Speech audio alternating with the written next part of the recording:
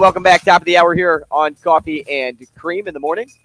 Live from the H&H Chevrolet stage at Hail Varsity Club alongside Damon Benning. I'm Andrew Rogers. We are happy to have you with us and happy to be joined by Mitch Sherman via StreamYard. If you check that out, whether you are live on YouTube, you can catch that on Hurrdat Sports or Hail Varsity Radio. You can find us live on Twitter, and you can see Mitch Sherman there as well. Mitch, good morning. Good morning, guys. How are you? Mitch, you got a lot of power. You're like, can I really make this guy's day? He's kind of weird. Yeah, Mitch, you make my day. It's like I look forward to, Shane, we build the lineup and the schedule the day before. And it's like, yes, we're on the every other week of the Mitch Sherman train. And you're probably like, I don't know why this guy helps me. I'm glad I'm catching you guys this week because next week I'm going to be nowhere to be found. So that appears to be a thing in July, right? Like, got to do it. How did you pick it? So for me, this one's easy, right? Because I kind of build it around the sports calendar in our household, and the first week of July is kind of a soft time for football. It's just getting started again for AAU basketball. It's natural, right? How does the Sherman household, recruiting guys, it's the dead period. Like, how does the Sherman household deal with the calendar? I mean, we really got about, 2.5 weeks between this post 4th of July. This is really the end, the youth baseball thing. It could have been last weekend. It could have been this weekend for us. The way it broke down, it was last weekend. And then we've got a couple weeks here before I'm headed off to Indianapolis for Big Ten Media Days. And things really start getting going before that because, there's other media days around the country that need to be tuned into and aware of what's happening. And this is just it. It's like there's a couple weeks in July and really as far as the summer goes, that's it. If you're gonna escape, then now's the time. Yeah, it's interesting. The calendar in July for some people it's pretty fluid because there are these coaches, and I was just looking at some of the top 10 coaches they ranked the Big Ten coaches yesterday. I think it was CBS, and it's almost like, Mitch, how do you keep from feeling like you're getting behind if you kind of try to take that time versus recharging to stay on top of it so you can be fresh for the long haul? Well, I mean, there's no choice. You got to take a little bit of time, or I'm going to feel like I'm at the end of the season when August comes around or July 30th comes around, and all of a sudden I'm back in Lincoln, looking at this start of training camp, which is, for everybody, including us, much less so than the players and coaches, but that whole thing, that August is a grind, man. By the time you get past August 20th and the first game is around the corner, it feels like, the storylines in camp are starting to get a little bit stale. And what are the questions that you ask when the team has been practicing for a month and there's really no scrimmages to watch, or certainly no game action, especially with a first-year coaching staff where it's been 9 months now of the same kind of conversations, the same topics, just kind of recycled. It's got to stay fresh, and if you're gonna have that content be fresh, man, the people who are producing it better be the same way. We're talking to Mitch Sherman. July's important. I got to recharge, man. Well, it's interesting. I asked Coach Rhule, this was probably, I don't know, 3 weeks ago, a month ago, maybe. And I said, got to be honest, like, shoot me straight. Which job is more difficult, the NFL or college? And he's had much less success in the NFL than he has college, so I thought for sure he'd say the NFL. He says, without a question, it's college. You're working 11 and a half months out of the year. Hyperbole or heightened sense of awareness? No, that's his reality. And I talked to him about that in Houston when I was down there for the satellite camp the first week of June. June 6th was the camp at high school out there on the northeast side of Houston, C.E. King High School, and he said that Trev Alberts has been pushing him, encouraging him to get some time off. But you go from winter stuff and recruiting into spring practice, into this roster management period, into getting ready for camps, and huge period for recruiting, as we've seen now from the end of May into the very beginning of July, end of June, beginning of July. I mean, there's still things that are happening in July, just as a result of having so many guys on campus in June and all of the camps. It doesn't just shut down when the dead period starts. There's still going to be potentially commitments. We saw one already this month in July. So which Corey Barney, the receiver from Miami. So yeah, he's got, the boss wants him to take a rest, but when do you do it? So I know I talked to him a little bit about his plans. He's got some things back in Texas this month, some THSCA stuff that he's going to attend just because he wants to be seen there. And the Texas college coaches are there. Then Matt Rhule wants to be there, at least him, maybe some of his staff. And he's going to get away to their spot in New Jersey for a little bit of time before, you have to get back. You can't just come back on like the 25th or 26th. I mean, Big Ten Media Days for Nebraska is the 27th in Indy. And I think they're looking at the 30th for the start of camp. And then on the 26th again, you've got more opportunity for official visits, as you know. The last week of July, again, is a period for kids to come on campus. So he's got a short window here, and I think he intends to make the most of it and also recharge. We're talking to Mitch Sherman, Nebraska and college football writer for The Athletic, at Mitch Sherman on Twitter. Mitch, let's stay there. Your most recent column on The Athletic, you created a five group list around the 2024 class, breaking down what's to come at Nebraska in the years ahead. And I'm curious, which group grabbed your attention the most? The big wins, the right fits, the under-recruited, the up-and-comers, or the camp connections? Okay, I'm looking at it right now.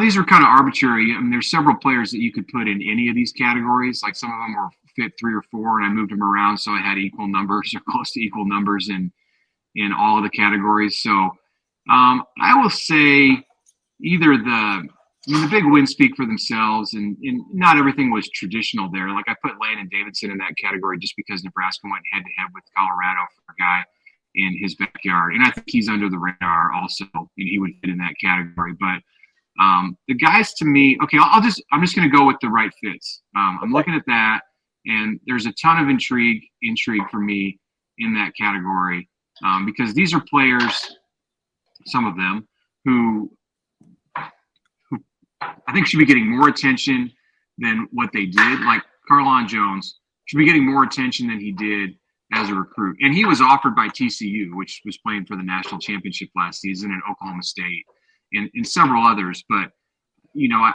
I think he should have been even a bigger target of schools in Texas. I mean, Isaiah McMorris, ton of big time interest. But, you watch him on the field, you see that he runs a 10.600, and it's like, I mean, this guy could definitely have been a slot receiver in the SEC. I mean, Oklahoma wanted him, so there you go. That's the SEC right there when he starts college. I'm intrigued with him. I'm intrigued with Ian Flint because of just how much he seemed to love Nebraska. And he's one of those tight ends. There's 3 tight ends in this 2024 class right now, or 3 guys who are categorized that way. Not that they're all going to play that position. And they all do different things, and I have Keelan Smith in this group too. And, he's a tight end like Janiron Bonner, who looks like a receiver, could play a receiver, has the athleticism to do that, but could also play tight end. Oh, and they might move him into like this kind of flex back, H-back, fullback role that we saw Bonner working out of in the spring game. So that to me is why he's such a great fit for Nebraska.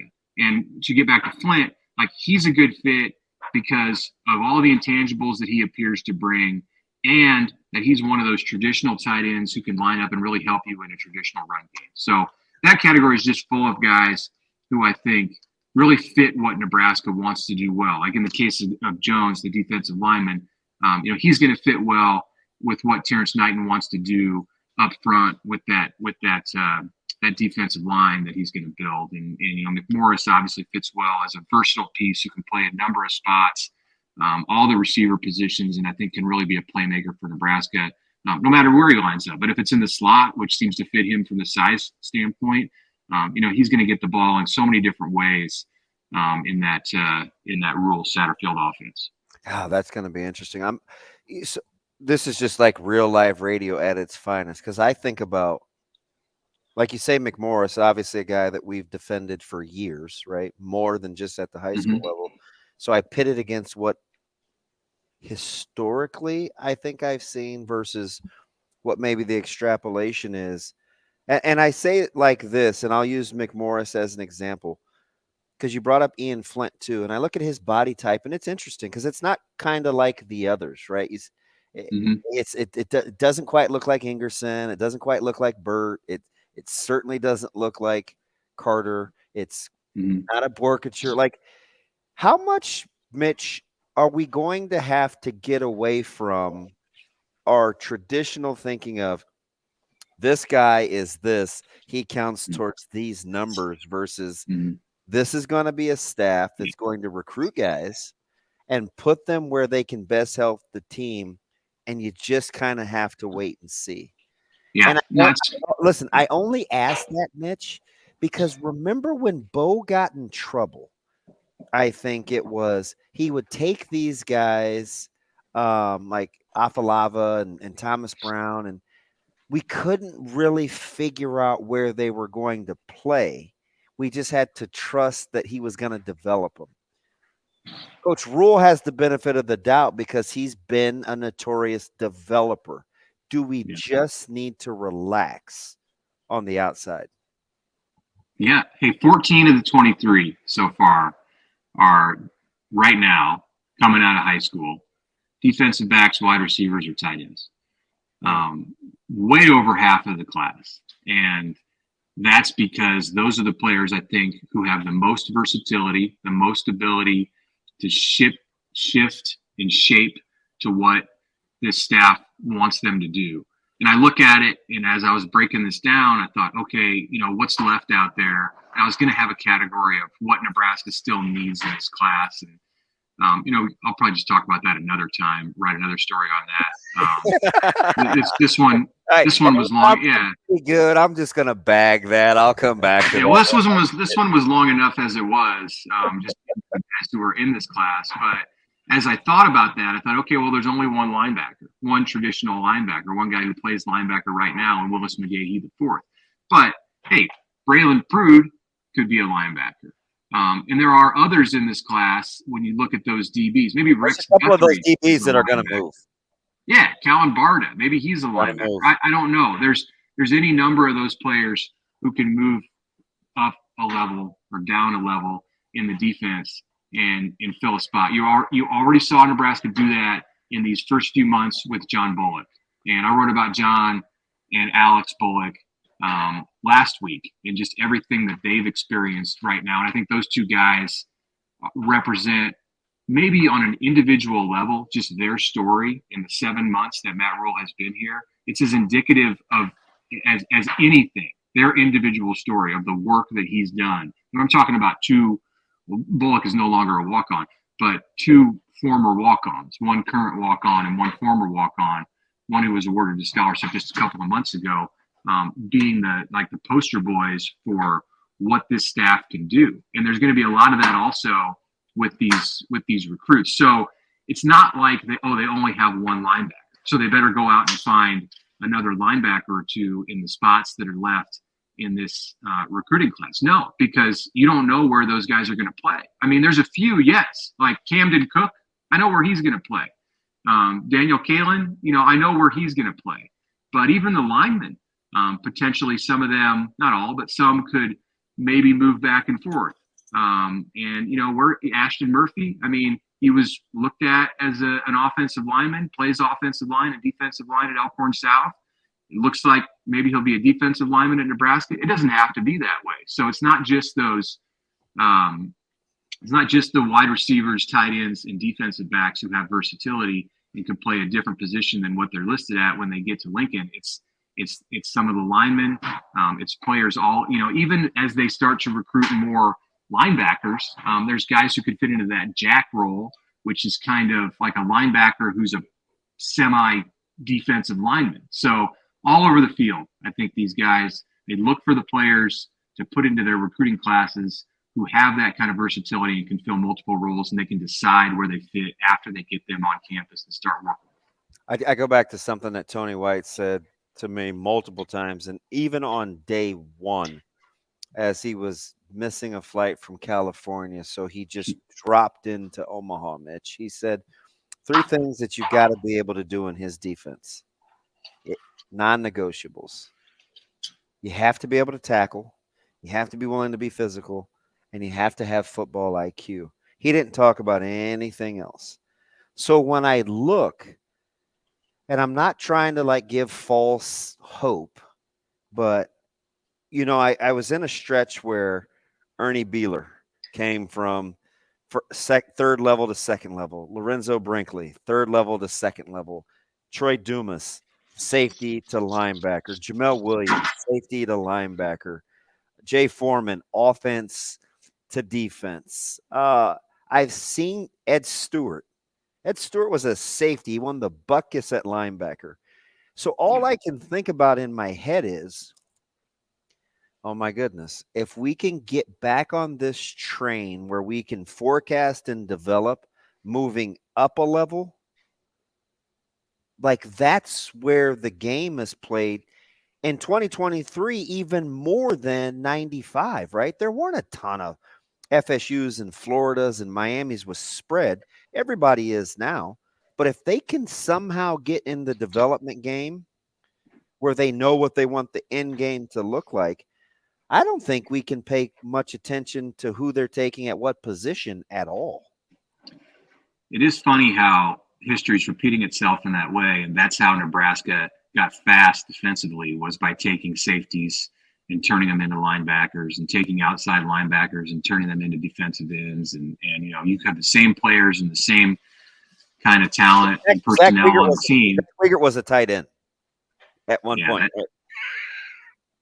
And I forgot that Jay Foreman played offense, so thank you for reminding me. He was a hooper and a great running back. He just felt like there were too many running backs at Nebraska, so he played defense. I mean, I think the thing you need to look at is it's not the same. I mean, the game is different now than it was 30 years ago or 28 years ago. And then there's also the Big Ten element to this, and how is that going to work in the Big Ten? Because generally, you take a safety and you put him in linebacker. You take a linebacker and you put him on the line of scrimmage. You move a guy from one side of the ball to the other. You're not necessarily getting bigger. You're kind of getting smaller and faster. And then the responsibility falls to those guys on the strength staff to make sure that they've got enough weight on the players who move a level. Like Bullock, for instance, is at 220 right now, which is fine for him as a linebacker, but he's not a big linebacker. And in talking to Tony White about John Bullock, they said they identified him quickly, even before they saw him in person on the practice field. Just in looking at tape and watching what he was doing in winter drills, they identified him very quickly as a guy who just, for whatever reason, it didn't click in the secondary. Not that he couldn't have done it, but they thought there was something more that they could get out of him by moving him. And then when they put him at linebacker, he played even faster at linebacker than he did in the secondary, because instinctively that's who he was as a football player. So that's great. And I think there's examples of that. There were examples of that in your day with the guys that you mentioned, and there are examples of that now. Luke Gifford, Isaac Gifford. Yeah, there's several. And these are the guys that they're looking to recruit, guys who they feel like have the instincts maybe to play a position not just the position that they're at now, but to play a position that's different from what they're at now and the position that they can grow into. We'll see. We'll see how all of that works in the Big Ten. Yeah, the Big Ten. And the Big Ten's changing too. Yeah, that's what I was gonna say, yeah. Mitch. Like, who is outside of Minnesota, Illinois, and Iowa, and Iowa fans are still mad at the way that they play. Like, who's still traditionally the plotting Big Ten?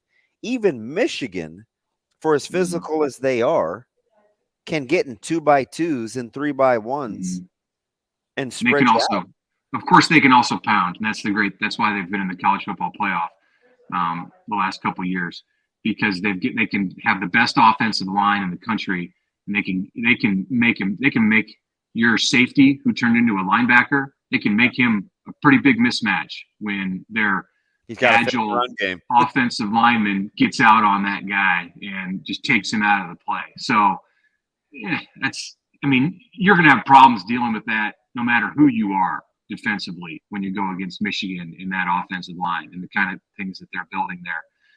But, Ohio State's the same way, Penn State's the same way. And then you have the traditional teams who are always big, like Minnesota and Iowa. Wisconsin's changing, they're evolving. With Bielema, Illinois is going to be big and physical. So it's still there. It's different now, but it's still there. He concerns me quite a bit, Mitch. He seems like the ultimate from a confidence level. He seems like the ultimate chess checkers coach. Mm-hmm. He just does. Is that too much credit? No, I think he's proven it, at least in the Big Ten. I think he's just ideally suited for the Big Ten.